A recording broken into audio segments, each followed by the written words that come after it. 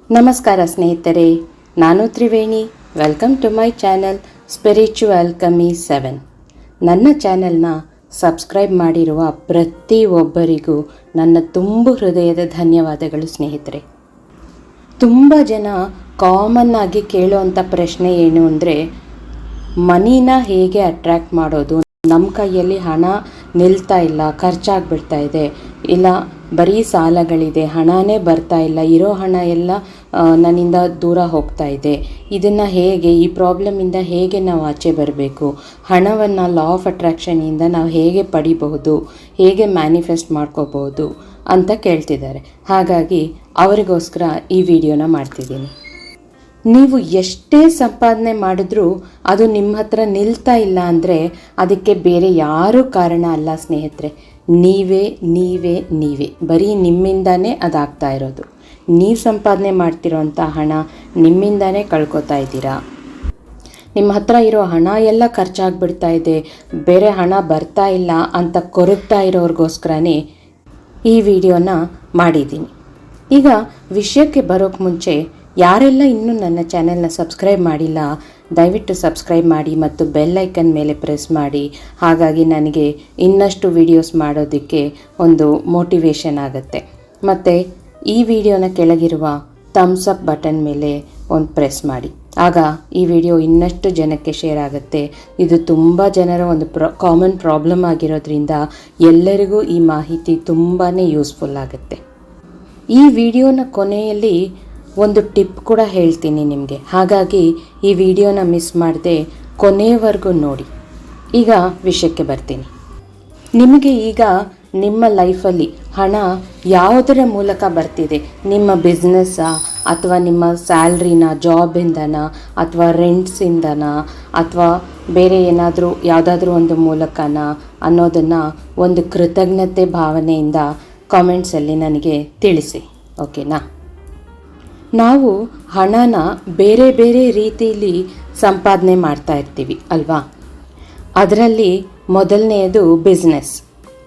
ಅದು ಸಣ್ಣ ಬಿಸ್ನೆಸ್ ಆಗಿರಬಹುದು ಅಥವಾ ದೊಡ್ಡ ಬಿಸ್ನೆಸ್ ಆಗಿರಬಹುದು. ಬಿಸ್ನೆಸ್ ಅಂದರೆ ನಮಗೆ ಎಲ್ಲಿಂದ ಹಣ ಬರುತ್ತೆ? ಕಸ್ಟಮರ್ಸಿಂದ ಅಲ್ವಾ? ಅದು ಸಣ್ಣ ಬಿಸ್ನೆಸ್ಸಿಂದ ಹಿಡಿದು ದೊಡ್ಡದಾಗಿ ಬೆಳೆಯೋವರೆಗೂ, ದೊಡ್ಡದಾಗಿ ಬೆಳೆದ ಮೇಲೆ ಕೂಡ ಎಲ್ಲಿಂದ ಬರುತ್ತೆ? ಬಿಸ್ನೆಸ್ ಅಂದ್ರೇ ಕಸ್ಟಮರ್ಸಿಂದಾನೇ ನಮಗೆ ಹಣ ಬರೋದು. ಈಗ ಎರಡನೇದು ಬಂದು ಜಾಬ್ ಮೂಲಕ ಬರುತ್ತೆ ನಮಗೆ ಸ್ಯಾಲ್ರಿ. ಆ ಜಾಬ್ ಅಂದರೆ ಅದು ಗೌರ್ಮೆಂಟ್ ಜಾಬ್ ಆಗಿರ್ಬೋದು, ಪ್ರೈವೇಟ್ ಜಾಬ್ ಆಗಿರ್ಬೋದು, ಯಾವುದಾದ್ರೂ ಜಾಬೇನೆ. ನಾವು ಜಾಬ್ ಮಾಡಿದಾಗ ಸ್ಯಾಲರಿ ರೂಪದಲ್ಲಿ ನಮಗೆ ಹಣ ಬರುತ್ತೆ. ಮೂರನೇದು ರೆಂಟು, ಬಾಡಿಗೆಗಳ ಮೂಲಕ. ನಾವು ಒಂದು ಬಿಲ್ಡಿಂಗ್ ಕಟ್ಟಿ ಮನೆಗಳು ಅಥವಾ ಅಂಗಡಿಗಳು ಎಲ್ಲ ಮಾಡಿರ್ತೀವಿ, ಅಲ್ಲಿಂದ ನಮಗೆ ಒಂದು ಬಾಡಿಗೆ ಮೂಲಕ ಹಣ ಬರ್ತಿರುತ್ತೆ. ಇದು ಮೂರನೇದು. ನಾಲ್ಕನೇದು ಬಡ್ಡಿ. ಅಂದರೆ ನೀವು ಯಾರಿಗಾದರೂ ಹಣ ಕೊಟ್ಟಿರ್ತೀರಾ ಅವ್ರ ಕಷ್ಟಕ್ಕೆ ಅಂತ, ಅವ್ರ ಹತ್ರ ನೀವು ಬಡ್ಡಿ ಪಡೀತಾ ಇರ್ತೀರ. ಅದು ಕೂಡ ಒಂದು ಸೋರ್ಸೇ ಅಲ್ವಾ ಹಣ ನಮಗೆ ಬರೋದಕ್ಕೆ. ಆದರೆ ಈ ಬಡ್ಡಿ ಅಂದರೆ ಬರೀ ಜನಗಳಿಗೆ ನಾವು ಕೊಡೋದು ಮಾತ್ರನೇ ಅಲ್ಲ. ಫಿಕ್ಸೆಡ್ ಡೆಪಾಸಿಟ್ಸ್ಗಳಲ್ಲಿ ಡೆಪಾಸಿಟ್ ಮಾಡಿದ್ರು, ಈ ಮ್ಯೂಚುವಲ್ ಇಂಟ್ರೆಸ್ಟ್ಗಳೆಲ್ಲ ಇರುತ್ತಲ್ಲ, ಅಂಥದ್ರಲ್ಲೆಲ್ಲ ಇನ್ವೆಸ್ಟ್ ಮಾಡಿದ್ರೂ ಅದರಲ್ಲಿ ಕೂಡ ನಮಗೆ ಇಂಟ್ರೆಸ್ಟ್ ಬರುತ್ತೆ. ಅದು ಕೂಡ ಒಂದು ಇನ್ವೆಸ್ಟ್ಮೆಂಟು. ಸೇಮ್ ನಾವು ಹೇಗೆ ಬಡ್ಡಿಗೆ ಕೊಡ್ತೀವೋ ಇಲ್ಲಿ ಬ್ಯಾಂಕಲ್ಲಿ ಕೊಟ್ಟಿರ್ತೀವಿ, ನಮಗೆ ಇಂಟ್ರೆಸ್ಟ್ ಬರ್ತಿರುತ್ತೆ ಅಲ್ವಾ? ಅದು ಕೂಡ ನಮಗೆ ಇನ್ಕಮ್ ಬರ್ತಾ ಇರೋ ಸೋರ್ಸ್ಗಳಲ್ಲಿ ಒಂದು. ಇನ್ನೊಂದು ಬಂದು ಪೆನ್ಷನ್. ಈ ಪೆನ್ಷನ್ ಮೂಲಕ ಕೂಡ ಕೆಲವರಿಗೆ ಹಣ ಬರ್ತಿರುತ್ತೆ ವಯಸ್ಸಾದ ನಂತರ. ಅದು ಗೌರ್ಮೆಂಟ್ ಜಾಬೇ ಆಗಿರಲಿ, ಪ್ರೈವೇಟೇ ಆಗಿರಲಿ, ಅವರು ಒಂದಷ್ಟು ವರ್ಷ ಅಲ್ಲಿ ಸರ್ವಿಸ್ ಮಾಡಿದ್ದಕ್ಕೆ ಅವ್ರಿಗೆ ವಯಸ್ಸಾದ ನಂತರ ಮನೆಯಲ್ಲೇ ಇದ್ಕೊಂಡು ಅವರಿಗೆ ಒಂದು ಕೃತಜ್ಞತೆ ಭಾವನೆಯಿಂದ ಕೊಡ್ತಿದ್ದಾರೆ ಗೌರ್ಮೆಂಟ್ ಆ ಪೆನ್ಷನ್ ಅನ್ನೋದನ್ನು. ಅದು ಕೂಡ ನಮಗೆ ಹಣ ಬರ್ತಾ ಇರೋ ಸೋರ್ಸ್ಗಳಲ್ಲಿ ಒಂದಾಗಿದೆ. ಹೀಗೆ ಹಣ ಅನ್ನೋದು ನಮ್ಮ ಹತ್ರ ಯಾವುದೋ ಒಂದು ರೂಪದಲ್ಲಿ ಬರ್ತಾ ಇರುತ್ತೆ. ಈಗ ನಾನು 5 ವೇಸ್ನ ಹೇಳಿದೆ ಅಲ್ವಾ, ನಮಗೆ ಹಣ ಯಾವ್ಯಾವುದರಿಂದ ಬರಬಹುದು ಅನ್ನೋದ್ರ ಬಗ್ಗೆ. ಇವಾಗ ಅದರ ಬಗ್ಗೆ ಇನ್ನಷ್ಟು ವಿವರಣೆಯನ್ನು ಕೊಡ್ತೀನಿ. ಈಗ ಮೊದಲನೇದಾಗಿ ಬಿಸ್ನೆಸ್ ಬಗ್ಗೆ ಹೇಳ್ತೀನಿ. ಈ ಬಿಸ್ನೆಸ್ ಮಾಡೋರಿಗೆ ಕಸ್ಟಮರ್ಸೇ ದೇವರು ಅಂತಾರೆ ಅಲ್ವಾ? ಆದರೆ ಎಲ್ಲರೂ ಬಿಸ್ನೆಸ್ ಮಾಡೋರು ಈ ರೀತಿ ಇದನ್ನು ಫಾಲೋ ಮಾಡಲ್ಲ, ಕಸ್ಟಮರ್ಸೇ ದೇವರು ಅನ್ನೋದನ್ನು. ಕಸ್ಟಮರ್ಸ್ನ ಬೈಕೋತಾ ಇರ್ತಾರೆ, ಅವ್ರ ಹತ್ರ ಹಣ ಪಡಿತಾನೆ ಇರ್ತಾರೆ, ಆ ಕಡೆ ಕಸ್ಟಮರ್ಸ್ನ ಬೈಕೋತಾ ಇರ್ತಾರೆ, ಅವ್ರಿಗೆ ಸ್ವಲ್ಪನೂ ಮರ್ಯಾದೆ ಕೊಡಲ್ಲ. ಆದರೆ ಇವತ್ತು ಇವ್ರ ಜೀವನ ನಡೀತಾ ಇದೆ, ಇವ್ರ ಬಿಸ್ನೆಸ್ ನಡೀತಾ ಇದೆ ಅಂದರೆ ಅದು ಯಾರಿಂದ? ಆ ಕಸ್ಟಮರ್ಸಿಂದಾನೇ ತಾನೇ. ಈಗ ಉದ್ಯೋಗ ಮಾಡೋರು, ಜಾಬ್ ಮಾಡೋರು, ಅವ್ರಿಗೆ ಸ್ಯಾಲರಿ ಕಡಿಮೆ ಆಯಿತು ಅಂತ ಅವ್ರ ಬಾಸ್ನ ಅಥವಾ ಅವ್ರ ಕಂಪನಿನ ಬೈಕೋತಾ ಇರ್ತಾರೆ. ಈ ಕಡೆ ಕೆಲಸ ಮಾಡ್ತಾ ಇರ್ತಾರೆ, ಆ ಕಡೆ ಸ್ಯಾಲ್ರಿ ತೊಗೊಂಡು ಅವ್ರ ಜೀವನನೂ ನಡೀತಿರುತ್ತೆ, ಆದ್ರೂ ಆ ಕಂಪನಿ ನಡೆಸೋರನ್ನು ಬೈಕೋತಾನೆ ಇರ್ತಾರೆ. ಆದರೆ ಒಂದು ನೆನ್ಪಿಟ್ಕೋಬೇಕು, ನಮ್ಮ ಜೀವನ ನಡೀತಾ ಇದೆ ಇವತ್ತು ಅಂದರೆ ಆ ಕಂಪನಿಯಿಂದಾನೆ ಅನ್ನೋದನ್ನು ಮೈಂಡಲ್ಲಿ ಅವರು ಇಟ್ಕೊಂಡಿರಲ್ಲ. ಇನ್ನೊಂದು ಬಾಡಿಗೆ. ಈಗ ನೀವು ಕೋಟ್ಯಾನುಗಟ್ಟಲೆ ಹಣನ ಇನ್ವೆಸ್ಟ್ ಮಾಡಿ ಒಂದು ಬಿಲ್ಡಿಂಗು ಅಥವಾ ಅಂಗಡಿಗಳು ಈ ಥರ ಏನಾದರೂ ಕಟ್ಟಿರ್ತೀರ. ಕೋಟ್ಯಾನುಗಟ್ಟಲೆ ಖರ್ಚು ಮಾಡಿ ಕಟ್ಟಿ ಆಮೇಲೆ ಯಾರೂ ಅಲ್ಲಿ ಬಾಡಿಗೆಗೆ ಬಂದಿಲ್ಲ ಅಂದರೆ ನಿಮಗೆ ಹೇಗಾಗ್ಬೇಡ ಅಲ್ವಾ? ಹೀಗಿರುವಾಗ ನಮ್ಮ ಬಿಲ್ಡಿಂಗಲ್ಲಿ ಬಾಡಿಗೆಗೆ ಬಂದಿರೋರಿಗೆ ನಾವು ಅವ್ರನ್ನ ಕಡೆಗಣಿಸಿದ್ರೆ ಹೇಗಿರುತ್ತೆ? ನಾವು ಅಷ್ಟು ಖರ್ಚು ಮಾಡಿ ಕಟ್ಟಿರೋ ಅಂಥ ಬಿಲ್ಡಿಂಗಲ್ಲಿ ಅವರು ರೆಂಟಿಗೆ ಬಂದಿದ್ದಾರೆ, ನಮಗೆ ತಿಂಗಳ ರೆಂಟ್ ಕೊಡ್ತಾ ಇದ್ದಾರೆ ಅಲ್ವಾ? ಸೊ ಆ ರೆಂಟಿಂದ ನಮ್ಮ ಜೀವನ ನಡೀತಾ ಇದೆ ಅಲ್ವಾ? ಹಾಗಾಗಿ ಅವ್ರನ್ನ ನಾವು ಬೈಯೋದಾಗಲಿ ಇನ್ಸಲ್ಟ್ ಮಾಡೋದಾಗಲಿ ಮಾಡಬಾರ್ದು. ಈಗ ಬಡ್ಡಿಗೆ ಕೊಟ್ಟ ಮೇಲೆ ಆ ಇಂಟ್ರೆಸ್ಟ್ ತಗೊಂಡು ಅದು ನಿಮಗೆ ಆ ಇಂಟ್ರೆಸ್ಟ್ ನಿಮಗೆ ತುಂಬ ಯೂಸ್ಫುಲ್ ಆಗ್ತಿದೆ ಅಲ್ವಾ ನಿಮ್ಮ ಖರ್ಚುಗಳಿಗೆ? ಹಾಗಿರುವಾಗ ಇಂಟ್ರೆಸ್ಟ್ ತಗೊಂಡು ಆ ಸಾಲ ತಗೊಂಡಿರೋರನ್ನ ಯಾವಾಗಲೂ ಬೈಕೊಳ್ತಾ ಇರ್ತೀರ. ಟೈಮ್ ಕರೆಕ್ಟಾಗಿ ಕೊಡಲ್ಲ, ಈ ತಿಂಗಳು ಕೊಟ್ಟಿಲ್ಲ, ಮುಂದಿನ ತಿಂಗಳು ಕೊಡ್ತಾರೆ ಇಲ್ವಾ ಅಂತ ಕೆಟ್ಟ ಮಾತಲ್ಲಿ ಬೈಯೋದು, ಕೋಪ ಮಾಡ್ಕೊಳ್ಳೋದು, ಈ ಥರ ಮನಸ್ಸಲ್ಲಿ ನಾವು ಅಂದ್ಕೊಳ್ತಾನೆ ಇರ್ತೀವಿ ಅಲ್ವಾ? ಇನ್ನು ಪೆನ್ಷನ್ ವಿಷಯಕ್ಕೆ ಬಂದರೆ, ಇನ್ನೂ ಪೆನ್ಷನ್ ಬಂದಿಲ್ವಲ್ಲ, ಈ ಗೌರ್ಮೆಂಟ್ ಯಾವಾಗ ಕೊಡುತ್ತೋ ಏನೋ ಅಂತ ಗೌರ್ಮೆಂಟ್ನ ಬೈಕೋತಾ ಇರ್ತೀವಿ. ಆದರೆ ನಮಗೆ ಪೆನ್ಷನ್ ಕೊಡ್ತಾ ಇರೋದೇ ಆ ಗೌರ್ಮೆಂಟ್ ಅಲ್ವಾ? ಈಗ ಈ ರೀತಿ ಒಂದು ಬಿಸ್ನೆಸ್ಸಲ್ಲಿ ಕಸ್ಟಮರ್ಸ್ ಆಗಿರಲಿ, ಜಾಬಲ್ಲಿ ಬಾಸ್ ಆಗಿರಲಿ, ಮಾಡುವ ಕಂಪನಿ ಆಗಿರಲಿ, ಅಥವಾ ನಮಗೆ ಯಾವ ಸೋರ್ಸಿಂದ ಹಣ ಬರ್ತಿದೆಯೋ ಅವರನ್ನು ಬೈಕೋತಾ ಇರ್ತೀವಿ ಅಲ್ವಾ? ಇದು ತುಂಬ ತಪ್ಪಾಗಿರುವಂಥ ಒಂದು ಮನಸ್ತತ್ವ. ಆದರೆ ನಿಜವಾದ ರಹಸ್ಯ ಇಲ್ಲಿದೆ ನೋಡಿ. ನಮಗೆ ಸಿಗ್ತಾ ಇರುವಂಥ ಆ ಹಣದ ಮೇಲೆ ನಮಗೆ ಗ್ರ್ಯಾಟಿಟ್ಯೂಡ್ ಇಲ್ಲ, ಅಂದರೆ ಕೃತಜ್ಞತೆಗಳಿಲ್ಲ. ನಾವು ಬದುಕ್ತಾ ಇರೋದೇ ಆ ಹಣದ ಮೇಲೆ ಅಂದಾಗ ಆ ಹಣಕ್ಕೆ ಒಂದು ಗ್ರ್ಯಾಟಿಟ್ಯೂಡ್ ಸಲ್ಲಿಸೋದು ನಮ್ಮ ಧರ್ಮ ಅಲ್ವಾ? ಅದು ಬಿಟ್ಟು ನಾವು ಎಲ್ಲಿಂದ ಬರ್ತಾ ಇದೆ ಅವರನ್ನು ಬೈಕೊಳ್ತಾ ಇದ್ದಾಗ ನಾವು ಇಂಡೈರೆಕ್ಟಾಗಿ ಹಣವನ್ನು ಇನ್ಸಲ್ಟ್ ಮಾಡ್ತಾ ಇದ್ದೀವಿ. ಈ ಥರ ನಾವು ಬೈಕೊಳ್ತಾ ಇದ್ದಾಗ ಏನಾಗುತ್ತೆ, ನಮ್ಮ ಹತ್ರ ನಾವು ಬೈಕೊಂಡು ಹಣ ತಗೋತಾ ಇದ್ದೀವಿ. ಆ ತಗೊಂಡಿರೋ ಹಣದಲ್ಲಿ ನೆಗೆಟಿವ್ ಎನರ್ಜಿ ಬರುತ್ತೆ. ನೆಗೆಟಿವ್ ಎನರ್ಜಿ ಇದ್ದಾಗ ಏನಾಗುತ್ತೆ, ನಮ್ಮ ಹತ್ರ ಇರೋದೆಲ್ಲ ಖಾಲಿ ಆಗ್ತಾ ಹೋಗುತ್ತೆ, ಆಚೆಯಿಂದ ಬರೋದೆಲ್ಲ ನಿಂತೋಗುತ್ತೆ.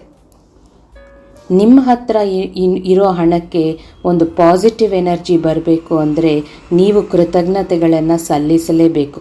ಕೃತಜ್ಞತೆಗಳನ್ನು ಸಲ್ಲಿಸಿದಾಗ ನಿಮ್ಮ ಹತ್ರ ಇರೋ ಹಣ ಹಾಗೇ ಇರುತ್ತೆ, ಇನ್ನಷ್ಟು ಹಣನ ನೀವು ಆಕರ್ಷಿಸ್ತೀರ ನಿಮ್ಮ ಲೈಫ್ಗೆ. ಈ ಹಣದ ವಿಷಯದಲ್ಲಿ ಕೋಪ, ಅಸಹನೆ, ಬೇಜಾರು, ಅಸೂಯೆ ಇವೆಲ್ಲನೂ ನೆಗೆಟಿವ್ ಎನರ್ಜಿಗಳು. ಈ ಹಣದ ವಿಷಯದಲ್ಲಿ ನಾವು ಈ ಥರ ಇಮೋಷನ್ಸ್ ಮಾತಾಡಿದಾಗ ಅಥವಾ ಮನಸ್ಸಲ್ಲಿ ಅಂದ್ಕೊಂಡಾಗ ಹಣದ ವಿಷಯದಲ್ಲಿ ನಾವು ನೆಗೆಟಿವಿಟಿನೇ ಅಟ್ರ್ಯಾಕ್ಟ್ ಮಾಡ್ತಿರ್ತೀವಿ. ಆಗ ನಮ್ಮ ಲೈಫಲ್ಲಿ ಹಣದ ವಿಷಯದಲ್ಲಿ ನೆಗೆಟಿವಿಟಿನೇ ನಡೀತಾ ಇರುತ್ತೆ. ಇರೋ ಹಣ ಖಾಲಿ ಆಗುತ್ತೆ, ಬರೋ ಹಣ ಎಲ್ಲಿದೆಯೋ ಕಾಣಿಸ್ತಾ ಇರಲ್ಲ. ಆದ್ದರಿಂದ ನಾವು ಬೈಕೊಂಡು ಆ ಹಣನ ತಗೊಂಡಾಗ, ಅಸಮಾಧಾನದಿಂದ ಆ ಹಣನ ತಗೊಂಡಾಗ, ಬೇಜಾರಿಂದ ತಗೊಂಡಾಗ, ಇನ್ನೊಬ್ಬರನ್ನ ಬೈಕೊಂಡು ತಗೊಂಡಾಗ ಏನಾಗುತ್ತೆ, ಬರೀ ನಮ್ಮ ರೋಗಗಳಿಗೆ ಹಾಸ್ಪಿಟಲ್ಗೆ ಖರ್ಚಾಗ್ಬಿಡುತ್ತೆ. ಏನೋ ಸಡನ್ನಾಗಿ ಆಪ್ರೇಷನ್ಸ್ ಅದು ಇದು ಅಂತ ದೊಡ್ಡ ಮೊತ್ತದಲ್ಲಿ ಖರ್ಚಾಗುತ್ತೆ. ಅಥವಾ ಯಾರಾದರೂ ಕಳ್ಳತನ ಮಾಡಿರ್ತಾರೆ, ಅಥವಾ ಇನ್ನೇನಾದರೂ ಸಾಲಗಳ ತೀರಿಸೋದು, ಈ ಥರ ಬರೀ ನೆಗೆಟಿವ್ ಎನರ್ಜಿ ತುಂಬಿದಾಗ ಬರೀ ನೆಗೆಟಿವಿಟಿನೇ ನಡೀತಾ ಹೋಗುತ್ತೆ ಲೈಫಲ್ಲಿ. ಯಾಕಂದರೆ ನಾವು ಆ ಹಣಕ್ಕೆ ಕೊಟ್ಟಿರುವಂಥ ವೈಬ್ರೇಷನ್ ಆ ರೀತಿ ಇದೆ. ಹಾಗಾಗಿ ಆ ಬರೋ ಹಣ ನಮ್ಮ ಕೈಯಲ್ಲಿ ನಿಲ್ಲೋದಿಲ್ಲ. ಯಾವಾಗ ನಾವು ಹಣನ ಪ್ರೀತಿ ಮಾಡ್ತಾ, ಅದಕ್ಕೆ ಮರ್ಯಾದೆ ಕೊಡ್ತಾ, ಅದಕ್ಕೊಂದು ಪಾಸಿಟಿವ್ ಎನರ್ಜಿ ಕೊಡ್ತೀವೋ ಆಗ ಅದು ನಮಗೆ ಎಷ್ಟೋ ಒಳ್ಳೆಯದು ಮಾಡುತ್ತೆ. ಆ ಹಣ ಆಗ ನಮಗೆ ಬರೀ ಒಳ್ಳೆ ಕೆಲಸಗಳಿಗೇ ಯೂಸ್ ಆಗ್ತಾ ಇರುತ್ತೆ. ಆ ಹಣದಿಂದ ನಮಗೆ ಇನ್ವೆಸ್ಟ್ಮೆಂಟ್ಗಳ ಮೂಲಕ ಇನ್ನಷ್ಟು ಡಬಲ್ ಆಗೋದು ಅಥವಾ ನಮ್ಮ ಲೈಫಲ್ಲಿ ನಡೆಯುವಂಥ ತುಂಬ ಒಳ್ಳೆ ಕಾರ್ಯಗಳಿಗೆ ಉಪಯೋಗ ಆಗೋದು, ಈ ಥರದ್ದೆಲ್ಲ ನಡೆಯುತ್ತೆ. ಹಾಗಾಗಿ ನಾವು ನಮಗೆ ಯಾವ ಸೋರ್ಸಿಂದನಾದರೂ ಬರ್ತಿರಲಿ ಹಣ, ಅದಕ್ಕೆ ನಾವು ಪಾಸಿಟಿವ್ ವೈಬ್ರೇಷನ್ಸ್ ಅನ್ನೋದು ಕೊಟ್ಟು ಅದನ್ನು ನಾವು ತುಂಬು ಹೃದಯದಿಂದ ಆಹ್ವಾನ ಮಾಡಬೇಕಾಗತ್ತೆ. ನಮಗೆ ಯಾವ ಸೋರ್ಸಿಂದ ಹಣ ಬರ್ತಿದೆ, ಅದು ಬಿಸ್ನೆಸ್ಸಾ, ಜಾಬಾ, ರೆಂಟಾ, ಬಡ್ಡಿನ, ಪೆನ್ಷನ್ನ, ಈ ಥರ ಯಾವುದ್ರ ಮೂಲಕ ಬರ್ತಿದ್ರೂ ಆ ಹಣಕ್ಕೂ ಕೃತಜ್ಞತೆಗಳನ್ನು ಸಲ್ಲಿಸಿ, ಆ ಹಣ ಬರ್ತಿರುವಂಥ ಬಿಸ್ನೆಸ್ ಆದರೆ ಕಸ್ಟಮರ್ಸ್ಗೆ, ಜಾಬ್ ಆದರೆ ಕಂಪನಿಗೆ, ಮತ್ತು ರೆಂಟ್ ಆದರೆ ನಿಮ್ಮ ಟೆನೆಂಟ್ಸ್ಗೆ, ಮತ್ತು ಪೆನ್ಷನ್ ಆದರೆ ಗೌರ್ಮೆಂಟ್ಗೆ, ಈ ಬಡ್ಡಿ ಇಂಟ್ರೆಸ್ಟ್ ಆದರೆ ಆ ಇಂಟ್ರೆಸ್ಟ್ ಕೊಡ್ತಾ ಇರೋರಿಗೆ ನಿಮ್ಮ ಮನಸ್ಸಿನಲ್ಲಿ ಅವ್ರಿಗೂ ಕೃತಜ್ಞತೆಗಳನ್ನು ಸಲ್ಲಿಸಿ. ಯಾಕೆಂದರೆ ನಿಮಗೆ ಹಣ ಬರ್ತಿರೋದೇ ಅವರಿಂದ, ಅವರಿಲ್ಲ ಅಂದರೆ ನಿಮಗೆ ಹಣ ಇಲ್ಲ ಅಲ್ವಾ? ಹಾಗಾಗಿ ನಿಮ್ಮ ಮನಸ್ಸಿನಲ್ಲಿ ತುಂಬು ಹೃದಯದಿಂದ ನೀವೆಷ್ಟು ಅವ್ರಿಗೆ ಕೃತಜ್ಞತೆಗಳನ್ನು ಸಲ್ಲಿಸ್ತೀರೋ ಅಷ್ಟು ಆ ಹಣ ನಿಮಗೆ ಖುಷಿಯಾಗಿ ಬರುತ್ತೆ. ಪಾಸಿಟಿವ್ ವೈಬ್ಸಿಂದ ನೀವು ಆ ಹಣನ ನಿಮ್ಮ ಲೈಫಲ್ಲಿ ಇನ್ವೈಟ್ ಮಾಡ್ತಿದ್ದೀರಾ, ಪಾಸಿಟಿವ್ ವೈಬ್ರೇಷನ್ಸ್ ಕೊಡ್ತಾ ಇದ್ದೀರಾ ಆ ಹಣಕ್ಕೆ. ಆಗ ಆ ಹಣ ಏನು ಮಾಡುತ್ತೆ, ನಿಮ್ಮ ಲೈಫಲ್ಲಿ ಬಂದಾಗ ಬರೀ ಮಿರಾಕಲ್ಸ್ ಮಾಡುತ್ತೆ, ಬರೀ ಒಳ್ಳೆಯದೇ ಮಾಡುತ್ತೆ, ಡಬಲ್ ಆಗುತ್ತೆ, ಇನ್ನೂ ಜಾಸ್ತಿ ಆಗುತ್ತೆ. ಅಥವಾ ಒಳ್ಳೆ ಕಾರ್ಯಗಳು, ಮನೆ ಕಟ್ಟೋದು, ಮದುವೆ ಮಾಡೋದು, ಈ ಥರ ಒಳ್ಳೆ ಕಾರ್ಯಗಳಿಗೆ ಅದು ಯೂಸ್ ಆಗುತ್ತೆ. ಈಗ ಇದರಲ್ಲಿ ನಿಮ್ಗೇನು ಅರ್ಥ ಆಯಿತು ಅಂದರೆ, ನಾವು ಮಾತಾಡೋ ಮಾತುಗಳು, ನಾವು ಆಲೋಚನೆ ಮಾಡೋ ವಿಧಾನ ಹೇಗಿರುತ್ತೋ ಅದನ್ನೇ ನಮ್ಮ ಲೈಫಲ್ಲಿ ನಾವು ಅಟ್ರ್ಯಾಕ್ಟ್ ಮಾಡ್ತೀವಿ ಅಲ್ವಾ? ಹೀಗಿರುವಾಗ ಹಣಕ್ಕೆ ನಾವು ಎಷ್ಟು ಇಂಪಾರ್ಟೆನ್ಸ್ ಕೊಡಬೇಕು. ಯಾಕೆಂದರೆ ಹಣ ಇಲ್ಲ ಅಂದರೆ ನಮ್ಮ ಲೈಫ್ ಇಲ್ಲ ಅಲ್ವಾ? ಇದು ತುಂಬಾ ಸಣ್ಣ ವಿಷಯ, ಆದರೆ ನಾವು ಅದನ್ನು ಆಲೋಚನೆ ಮಾಡಿರಲ್ಲ.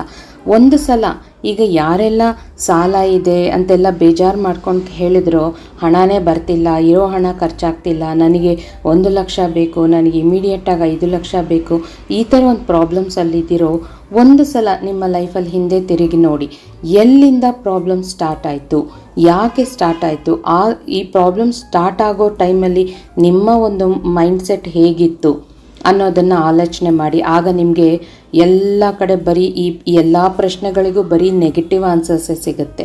ಆದ್ದರಿಂದ ಈಗ ಆಲ್ರೆಡಿ ಏನು ನಡೆದಿದೆ ನಿಮ್ಮ ಲೈಫಲ್ಲಿ ಅದನ್ನು ನಾವು ಚೇಂಜ್ ಮಾಡೋಕ್ಕಾಗಲ್ಲ. ಬಿಟ್ಟು ಹಾಕಿ, ಅದನ್ನು ಮೈಂಡಿಂದಾನೇ ತೆಗೆದು ಹಾಕಿ, ಅದ್ರ ಬಗ್ಗೆನೇ ಯೋಚನೆ ಮಾಡಿ ಕೊರಗಬೇಡಿ. ಇವತ್ತೇನಿದೆ ಅದು ನಮಗೆ ಮುಖ್ಯ, ಈ ಕ್ಷಣ ಏನಿದೆ ಅದು ನಮಗೆ ಮುಖ್ಯ. ನಾವು ಇವತ್ತಿಂದ ಈ ಕ್ಷಣದಿಂದ ಏನು ಆಲೋಚನೆ ಮಾಡ್ತೀವೋ ಅದನ್ನೇ ಅಟ್ರಾಕ್ಟ್ ಮಾಡ್ತೀವಿ. ಇಲ್ಲಿವರೆಗೂ ಈ ವಿಷಯಗಳೆಲ್ಲ ಗೊತ್ತಿಲ್ಲದೇ ಒಂದು ನೆಗೆಟಿವ್ ಥಾಟ್ಸಿಂದ ನೆಗೆಟಿವಿಟಿನ ಲೈಫಲ್ಲಿ ಅಟ್ರ್ಯಾಕ್ಟ್ ಮಾಡಿದ್ವಿ. ಈಗ ಈ ವಿಡಿಯೋನ ಕೇಳಿಸ್ಕೊಂಡ್ಮೇಲೆ ನಿಮ್ಗೆ ಅರ್ಥ ಆಗಿರುತ್ತಲ್ವಾ? ಸೊ ಈಗಿಂದ ಈ ಕ್ಷಣದಿಂದ ಚೇಂಜ್ ಮಾಡ್ಕೊಳ್ಳಿ ನಿಮ್ಮ ಮೈಂಡ್ಸೆಟ್ಟನ್ನು, ಪಾಸಿಟಿವಿಟಿನ ಅಟ್ರ್ಯಾಕ್ಟ್ ಮಾಡಿ ಲೈಫಲ್ಲಿ. ಆಗ ನೋಡಿ ಎಂತೆಂಥ ಮಿರಾಕಲ್ಸ್ ಆಗುತ್ತೆ ನಿಮಗೆ ಅಂತ. ಸಾಲಗಳಿದ್ರೆ ಅದು ಎಷ್ಟು ಅದ್ಭುತವಾಗಿ ಮ್ಯಾಜಿಕಲ್ ಆಗಿ ಸಾಲಗಳು ತೀರುತ್ತೆ ಅಂತ ನೋಡಿ. ನಿಮಗೆ ಹಣ ಬೇಕು ಅಂದಾಗ ಅದು ಯಾವ ರೀತಿಲಿ ಬರುತ್ತೆ ಅನ್ನೋದು ನೋಡಿ. ಆ ಹಣಕ್ಕೆ ಕೊಡೋ ಮರ್ಯಾದೆ ಕೊಡಿ, ಅದಕ್ಕೆ ಕೊಡೋವಂಥ ಪಾಸಿಟಿವ್ ವೈಬ್ರೇಷನ್ಸ್ನ ಕೊಡಿ.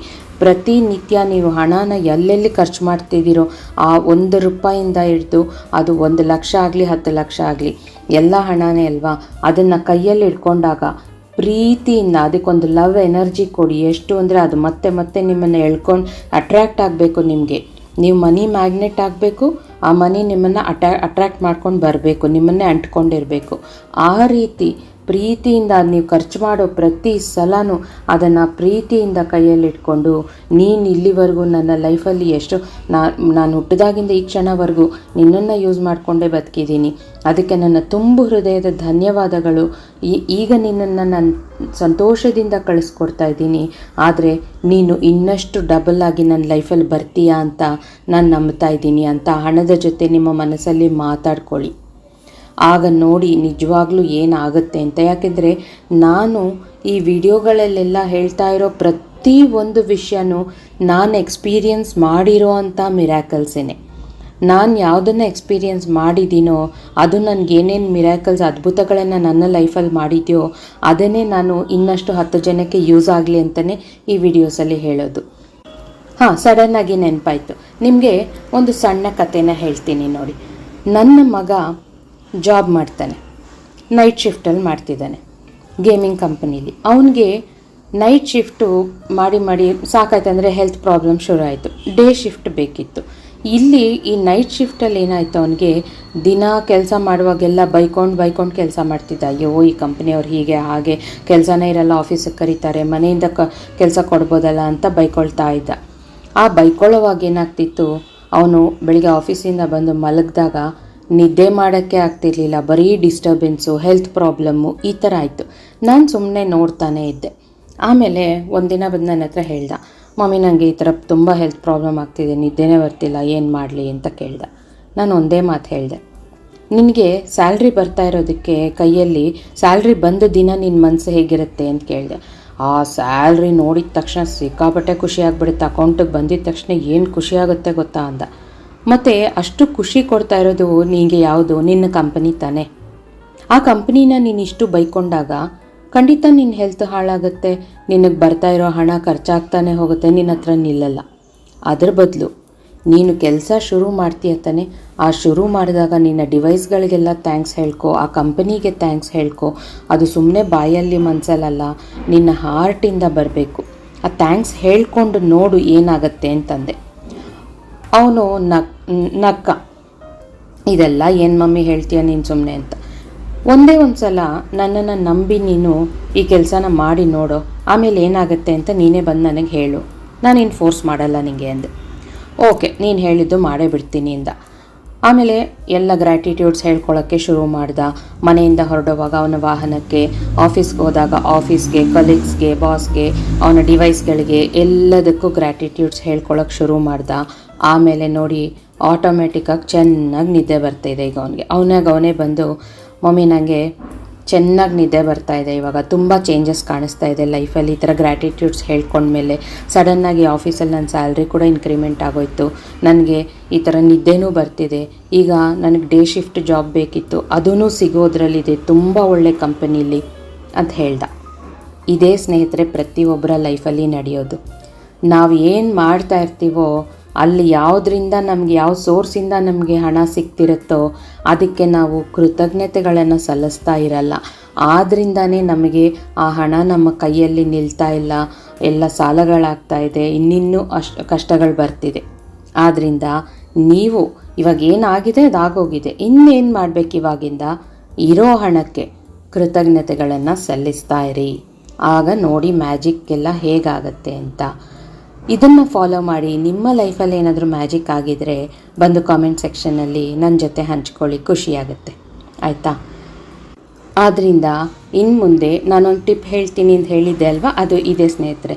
ಇನ್ನು ಮುಂದೆ ನೀವು ಹಣಕ್ಕೆ ರೆಸ್ಪೆಕ್ಟ್ ಕೊಡಿ, ಪ್ರೀತಿ ಕೊಡಿ, ಆಹ್ವಾನ ಮಾಡಿ, ಪಾಸಿಟಿವ್ ವೈಬ್ಸ್ ಕೊಡಿ. ಹೇಗೆ ಅಂದರೆ, ನಿಮ್ಮ ಕೈಯಲ್ಲಿ 10 ರೂಪಾಯಿ ಇದೆಯಾ, 20 ರೂಪಾಯಿ ಇದೆಯಾ, ಅಥವಾ 5 ರೂಪಿ ಕಾಯಿನ್ ಇದೆಯಾ, 2 ರೂಪಿ ಕಾಯಿನ್ ಇದೆಯಾ, ಯಾವುದನ್ನಾದರೂ ಸರಿ ಕೈಯಲ್ಲಿ ಹಿಡ್ಕೊಂಡು ಅದಕ್ಕೆ ಪ್ರೀತಿ ಕೊಡಿ. ಇಲ್ಲಿವರೆಗೂ ನಾನು ನಿನಗೆ ಅವಮಾನ ಮಾಡಿರೋದಕ್ಕೆ ಮತ್ತು ಅಸಮಾಧಾನ ಮಾಡಿರೋದಕ್ಕೆ ಎಲ್ಲದಕ್ಕೂ ನಾನು ತುಂಬ ಹೃದಯದಿಂದ ಕ್ಷಮಾಪಣೆಯನ್ನು ಕೇಳ್ತಾ ಇದ್ದೀನಿ. ನಾನು ಇನ್ಮೇಲೆ ನಿನಗೆ ಎಷ್ಟು ಮರ್ಯಾದೆ ಕೊಡಬೇಕೋ ಅಷ್ಟು ಕೊಡ್ತೀನಿ. ನೀನು ನನ್ನ ಲೈಫಲ್ಲಿ ಕೊಟ್ಟಿರೋ ಪ್ರತಿಯೊಂದಕ್ಕೂ ನನ್ನ ತುಂಬ ಹೃದಯ ಆಳದಿಂದ ಧನ್ಯವಾದಗಳನ್ನು ಹೇಳ್ತಾ ಇದ್ದೀನಿ. ನಾನು ನಿನ್ನ ಖರ್ಚು ಮಾಡೋ ಪ್ರತಿ ಸಮಯನೂ ನೀನು ಇನ್ನಷ್ಟು ಅಬಂಡೆನ್ಸ್ನ ನನಗೆ ತಗೊಂಡು ಬರ್ತೀಯ ಅಂತ ನಂಬ್ತಾ ಇದ್ದೀನಿ ಅಂತ ಹೇಳ್ಕೊಳ್ಳಿ. ಆಮೇಲೆ ಮ್ಯಾಜಿಕ್ಸ್ ಮಾತ್ರ ನೋಡಿ. ನೀವು ಫೋನ್ಪೇ ಮಾಡ್ತೀರಾ, ಗೂಗಲ್ ಪೇ ಮಾಡ್ತೀರಾ, ಅಕೌಂಟ್ ಟ್ರಾನ್ಸ್ಫರ್ ಮಾಡ್ತೀರಾ, ಆ ಟೈಮಲ್ಲಿ ಕೂಡ ಎಕ್ಸಾಕ್ಟ್ಲಿ ಇದನ್ನೇ ಅಂದ್ಕೊಳ್ಳಿ. ಈ ಅಫರ್ಮೇಷನನ್ನು ಮಾತ್ರ ಖಂಡಿತ ಮರಿಬೇಡಿ. ಒಂದು ಭಿಕ್ಷುಕರಿಗೆ 1 ರೂಪಾಯಿ ಹಾಕಬೇಕಂದ್ರು, ದೇವಸ್ಥಾನದಲ್ಲಿ 2 ರೂಪಾಯಿ ಹಾಕಬೇಕಂದ್ರು, ಅಥವಾ ನೀವು ತರಕಾರಿ ತಗೊಳ್ಳೋವಾಗಲೇ ಆಗಲಿ, ಹಾಲು ತಗೊಳ್ಳೋವಾಗಲೇ ಆಗಲಿ, ಅಥವಾ ಬಿಸ್ನೆಸ್ ಟ್ರಾನ್ಸಾಕ್ಷನ್ಸ್ ಮಾಡೋವಾಗಲೇ ಆಗಲಿ, ಏನು ಮಾಡ್ತಿದ್ರು ಇದನ್ನು ಮಾತ್ರ ಖಂಡಿತ ಮನಸ್ಸಲ್ಲಿ ಅಂದ್ಕೊಳ್ಳಿ. ಅದು ನಿಮಗೆ ಬರೀ ಮ್ಯಾಜಿಕ್ಕೇ ಮಾಡುತ್ತೆ ಲೈಫಲ್ಲಿ. ಇಲ್ಲಿವರೆಗೂ ನನ್ನ ಮಾತುಗಳನ್ನು ಕೇಳಿದ ಪ್ರತಿಯೊಬ್ಬರಿಗೂ ನನ್ನ ಧನ್ಯವಾದಗಳು ಸ್ನೇಹಿತರೆ. ಮತ್ತೆ ಮುಂದಿನ ವಿಡಿಯೋದಲ್ಲಿ ಭೇಟಿ ಮಾಡ್ತೀನಿ. Thank you. Bye bye.